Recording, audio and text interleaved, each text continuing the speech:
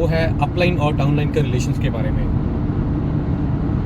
मैं उससे पहले आपको थोड़ी सी एक बात बताना चाहूँगा।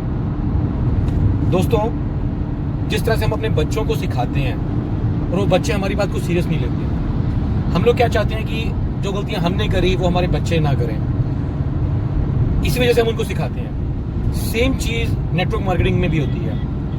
जो अपलाइन है, जो सीनियर है, वो अपनी डाउनलाइन को वो चीज़ों के बारे में बताता है, वो गलतियों के बारे में बताता है जो उसने की होती हैं, और वो उनको सिखाता है कि वो इन गलतियों से ना करें।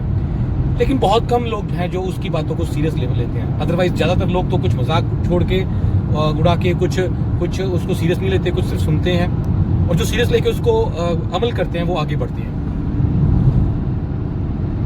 जिस हिसाब से हमारे पेरेंट्स हैं, हमारे फादर हैं जो हमें इस दुनिया में लेके आए, उसी हिसाब से हमारी अपलाइन हमें इस बिजनेस के अंदर पैदा करती है।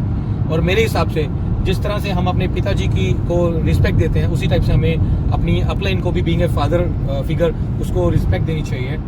और इतिहास गवाह है दोस्तों, जिन लोगों ने अपनी अपलाइन की कदर नहीं करी वो आगे ग्रो नहीं करे। मैं मानता हूँ समटाइम्स कुछ अपलाइंस ऐसी हैं, कुछ एक अपलाइंस ऐसी हैं जो सपोर्टिव नहीं है, लेकिन दोस्त आपको बिजनेस में वही आदमी लेके आया, तो उसको भूलना नहीं है, उसकी हमेशा रिस्पेक्ट करनी है। ऊपर वाला आपको बहुत देगा। चलो दोस्तों, मैं आज आता हूँ अपने मेन टॉपिक की तरफ। जो एक्टिव डाउनलाइंस होती हैं वो कितने तरह की होती हैं।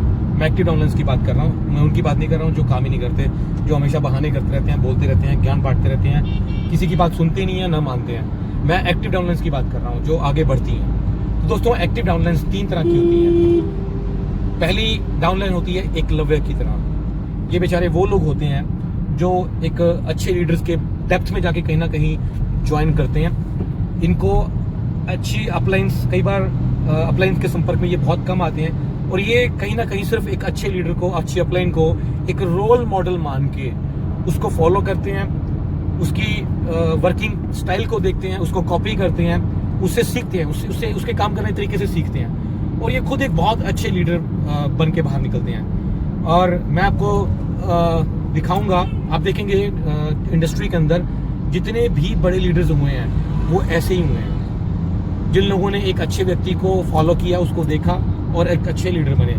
ये मेरी बात याद रखना, जो व्यक्ति अपनी अपलाइन से जितना कम समय, जितनी कम सपोर्ट लेगा, वो उतना आगे जाएगा।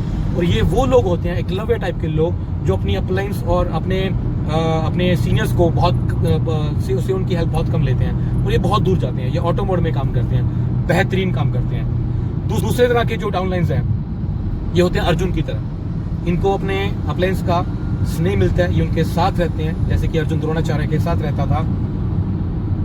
बहुत फोकस्ड होते हैं ये।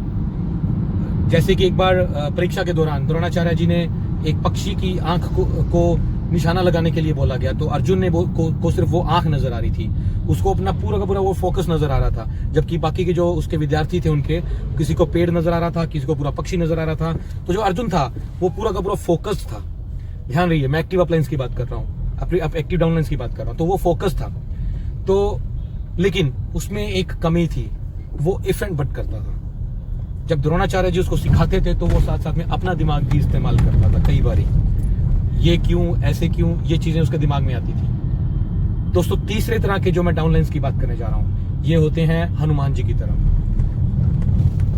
श्री रामचंद्र जी उनको बोलते थे कि ये करना है, तो वो उनसे आगे सवाल नहीं करते थे, कि वो झट से वो चीज कर लेते थे। कभी उन्होंने अपना दिमाग नहीं चलाया। एक बार क्या हुआ, जब लक्ष्मण जी मूर्छित हो गए थे, तो श्री रामचंद्र जी बहुत परेशान थे, और उनको बोला गया कि आपको संजीवनी बूटी लेके आनी है। तो हनुमान जी ने इतना तक भी नहीं पूछा कि बूटी कैसी है, क्या होगी, कैसी नहीं। उन्होंने अपना कोई दिमाग नहीं चलाया, वो गए, उनको नहीं समझ आया, और वो सीधा पूरा का पूरा पहाड़ उठा के लेके आ गए। ऐसे होते हैं ऑर्डर टू डेथ। अगर इनको बोल दिया कि सामने वाले को खत्म करना है, तो वो खत्म करके वापस आए थे, एक सवाल नहीं पूछते।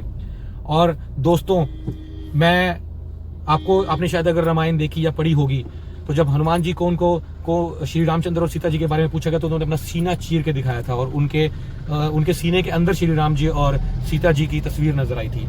ऐसे डाउनलाइंस, ऐसे अपलाइन भक्त जो अपना दिमाग लगाए बिना अपने अपलाइन की बात को मानते हैं और उस पर अमल करते हैं, ये बहुत कामयाब होते हैं दोस्तों। और एक सच्ची एंड में एक बात बताना चाहूंगा दोस्तों, मैं अर्जुन भी एक अच्छा शिष्य माना गया, एकलव्य भी अच्छा शिष्य माना गया, लेकिन पूजा आप जानते हैं किसकी होती है? पूजा हनुमान की होती है, क्योंकि उसने कभी अपना दिमाग नहीं चलाया। बहुत सारे शिष्य माने गए, लेकिन